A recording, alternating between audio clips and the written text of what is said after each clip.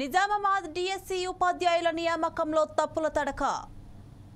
విద్యాశాఖ అధికారుల నిర్లక్ష్యపు పనితో ఒకరి జీవితం రోడ్డున. మొన్న రాసిన డిఎస్సిలో టీచర్ ఉద్యోగం. కొన్ని రోజులు వెళ్ళగానే ఆ టీచర్ను అక్కడున్న ప్రిన్సిపాల్ అమ్మా ఇక నువ్వు రాకు రేపటి నుంచి అని చెప్పడంతో షాక్.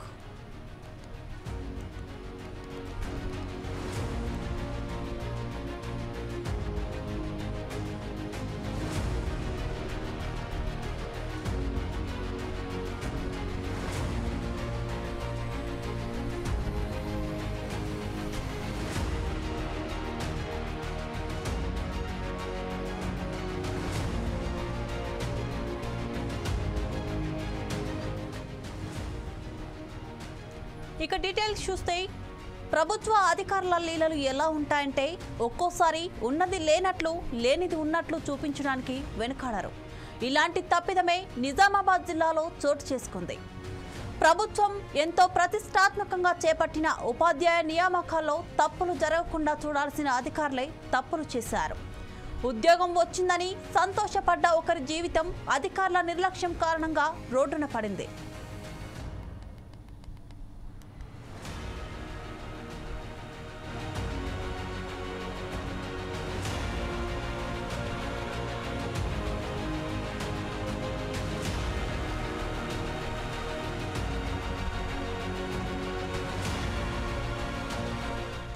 డిఎస్సిలో టీచర్ ఉద్యోగం వచ్చిందన్న సంతోషంతో ఇరుగు పొరుగు వారికి బంధుమిత్రులకు స్వీట్లు పంచిపెట్టారు ఓ మహిళా అభ్యర్థి. టీచర్ కావాలన్న తన కల నెరవేరినందుకు సంతోషపడ్డారు. అంతేకాదు ఇంతకాలం అనుభవించిన పేదరికం నుంచి కూడా దూరం కానుందని మురిసిపోయారు. సంతోషంగా పిల్లలకు పాఠాలు చెప్పేందుకు స్కూల్కు వెళ్లారు. కొన్ని రోజుల పాటు పిల్లలకు పాఠాలు కూడా చెప్పారు. చావు కబురు చల్లగా చెప్పినట్టు ఆ పాఠశాల ప్రిన్సిపల్ ఇక రేపటి నుంచి నువ్వు ఉద్యోగానికి రావాల్సిన అవసరం లేదంటూ సెలవిచ్చారు. ఇంతకీ ఏం జరిగిందో మీరే చూడండి. చాలా ఏళ్ల తర్వాత తెలంగాణ రాష్ట్ర ప్రభుత్వం డిఎస్సిని స్టార్ట్ చేసింది. ఈ డిఎస్సిలో చాలామంది అభ్యర్థులు కూడా పరీక్షలు రాసిన ఘటన అయితే ఉంది. అయితే చాలామందిలో కూడా జాబ్స్ వచ్చిన వాళ్ళు సంతోషంగా ఉన్నారు, జాబ్ రాని వాళ్ళు మళ్ళీ తిరిగి ప్రయత్నిస్తారు. ఇది ఒక క్రమం అయితే ఉంటుంది. కానీ జాబ్లో చేరిన తర్వాత జాబ్లో అలాట్ చేసి సీఎం రేవంత్ రెడ్డి సమక్షంలో ఏదైతే అభ్యర్థి తన పోస్టును అందుకొని కూడా స్కూల్లో ఒక 23 రోజులు స్కూల్లో చేసి కూడా మరి ఆమెను నిర్దాక్షిణ్యంగా తీసివేయడం పైన కూడా అక్కడ ఉన్నటువంటి కుటుంబం అయితే సఫర్ అవుతున్నటువంటి పరిస్థితి ఉంది. ఇది నిజామాబాద్ జిల్లాలో చోటు చేసుకుంది. ఇప్పటికే పెద్ద ఎత్తున కూడా నిజామాబాద్లో డిఎస్సి నియామకాల్లో అవకతవకలు జరిగాయంటూ కూడా చాలా ఆరోపణలు వచ్చిన నేపథ్యంలో కూడా మరి ఇది కళ్ళ ముంగడ ప్రత్యక్ష సాక్ష్యంగా మనకు కనిపిస్తూ ఉంది. అయితే ఏదైతే ఈ వెరిఫికేషన్లో కూడా తప్పుల తడకగా మారినటువంటి పరిస్థితి ఉంది.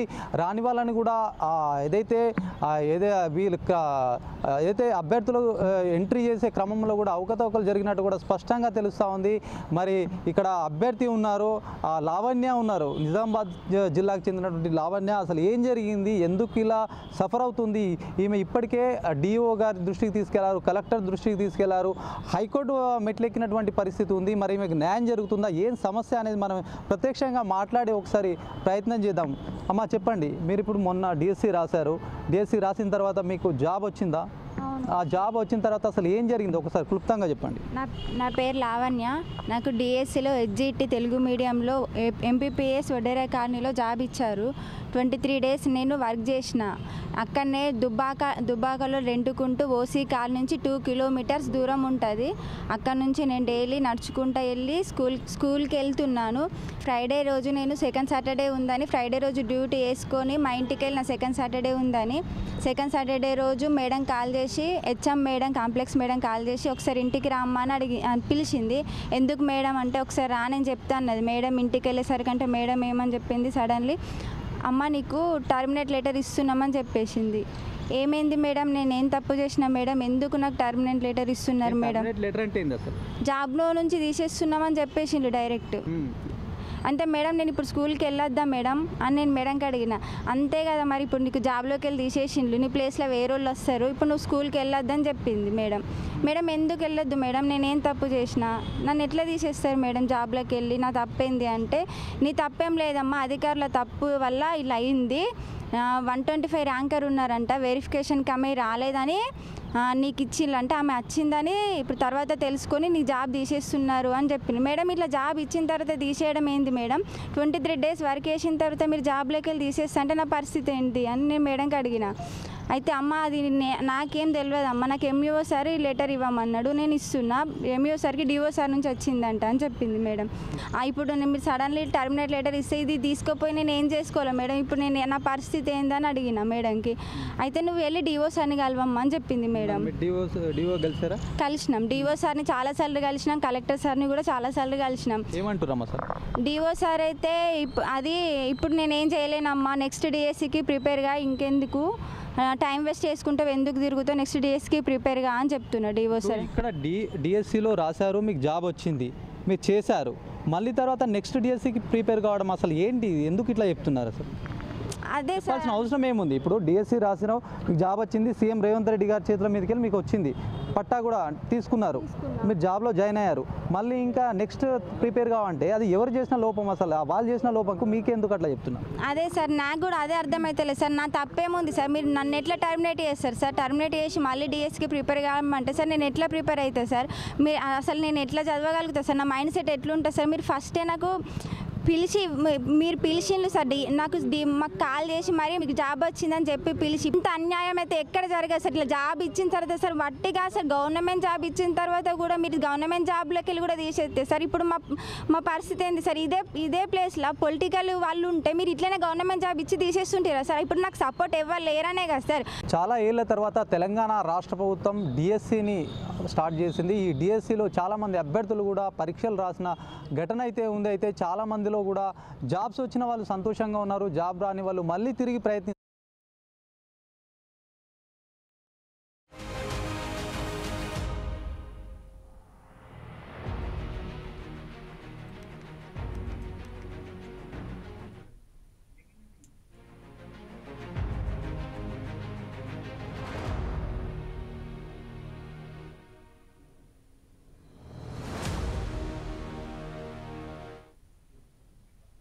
ప్రభుత్వ అధికారుల లీలలు ఎలా ఉంటాయంటే ఒక్కోసారి ఉన్నది లేనట్లు, లేనిది ఉన్నట్లు చూపించడానికి వెనుకాడరు. ఇలాంటి తప్పిదమే నిజామాబాద్ జిల్లాలో చోటు చేసుకుంది. ప్రభుత్వం ఎంతో ప్రతిష్టాత్మకంగా చేపట్టిన ఉపాధ్యాయ నియామకాల్లో తప్పులు జరగకుండా చూడాల్సిన అధికారులే తప్పులు చేశారు. ఉద్యోగం వచ్చిందని సంతోషపడ్డ ఒకరి జీవితం అధికారుల నిర్లక్ష్యం కారణంగా రోడ్డున పడింది.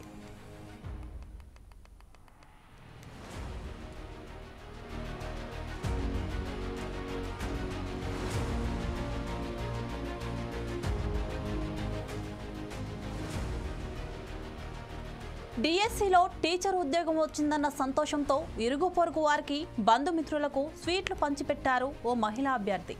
టీచర్ కావాలన్న తన కల నెరవేరినందుకు సంతోషపడ్డారు. అంతేకాదు, ఇంతకాలం అనుభవించిన పేదరికం నుంచి కూడా దూరం కానుందని మురిసిపోయారు. సంతోషంగా పిల్లలకు పాఠాలు చెప్పేందుకు స్కూల్కు వెళ్లారు. కొన్ని రోజుల పాటు పిల్లలకు పాఠాలు కూడా చెప్పారు.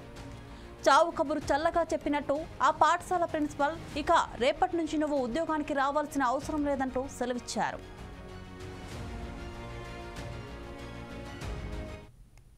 జాబ్ వచ్చిందంటే చాలా రకాలుగా వెరిఫికేషన్ చేసిన తర్వాతనే నీకు జాబ్ వచ్చిందని డిక్లేర్ చేయడం జరుగుతుంది.